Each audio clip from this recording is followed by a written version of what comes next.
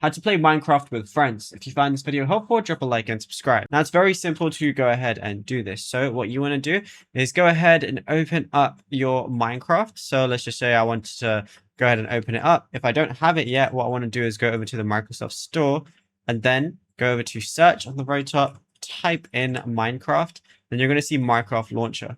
Go ahead and download this, as if you have the Java edition or the Bedrock edition, you're going to need that no matter what. So what we're going to do is we're going to open up our Minecraft launcher. It's going to automatically sign us into our Xbox account. If it needs an update, maybe you haven't opened it in a while, it's going to open up.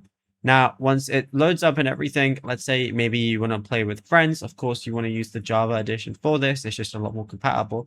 But all you want to do is click this play button right here.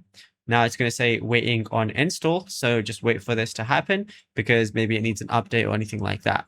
But then we just wait for it to open up. And then all I want to do is press multiplayer. Then I can go ahead and press proceed.